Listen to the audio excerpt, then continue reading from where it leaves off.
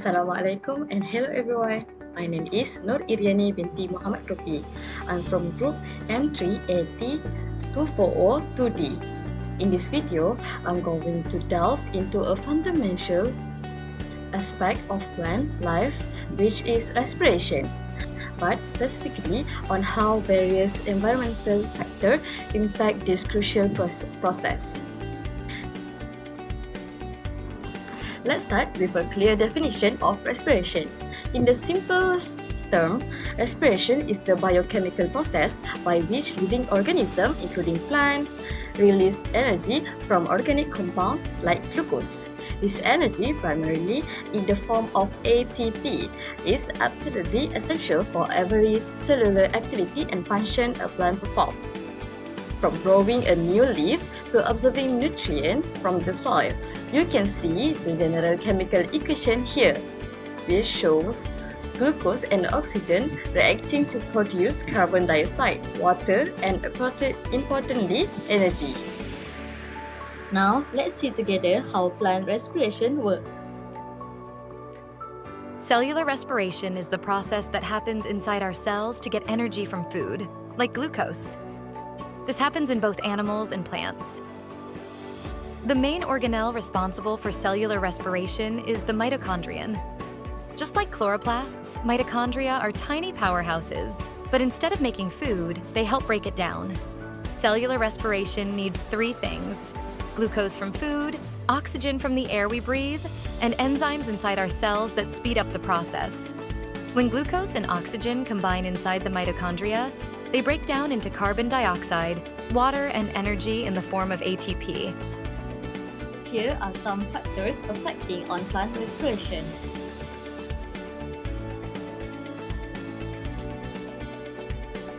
First, the type of cell or tissue plays a significant role.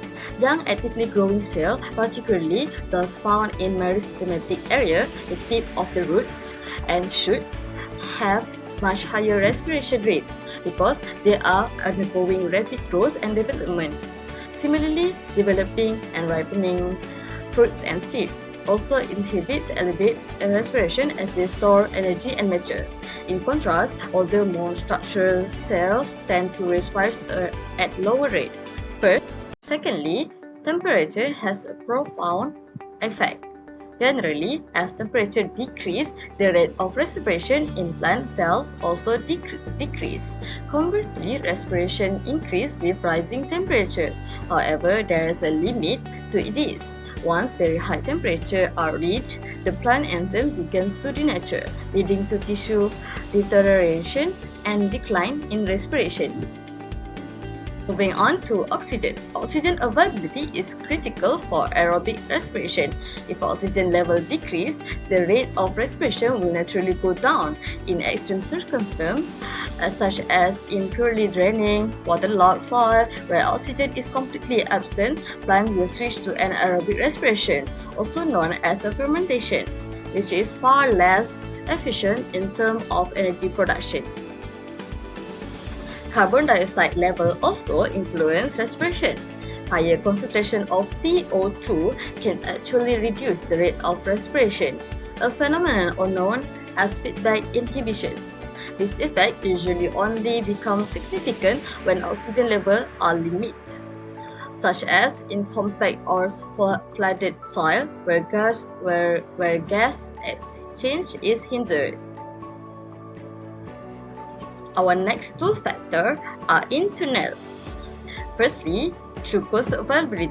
Glucose is a primary substrate for respiration, so an increase in available glucose, typically from a high rate of photosynthesis, generally leads to an increased rate of respiration as the plant has more energy to burn.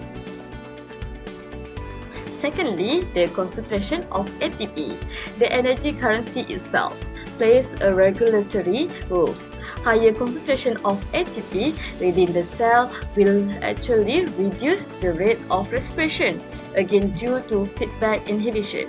This usually occurs when other metabolic processes that consume ATP have slowed down or stopped, signaling to the plant that it has sufficient energy reserves. On our last factors, plant injury can significantly impact respiration. When a plant experiences damage, whether it's mechanical injury from hail, mowing, or cultivation, or even grazing by animals, its respiration rate will increase. This is because of the plant's metabolic activity escalates in an attempt to repair the damage and recover, essentially diverting more energy toward healing. In conclusion, plant respiration is a dynamic and vital process that is influenced by a multitude of both internal and environmental factors. Understanding how cell type, temperature, oxygen, carbon dioxide, glucose, ATP, and even injury affect respiration is crucial for anyone involved in agriculture, horticulture, or even plant science. By carefully managing this condition, we can optimize the plant growth, enhance crop yields, and maintain the quality of harvested product for longer periods. That's all from me. Thank you for watching this video.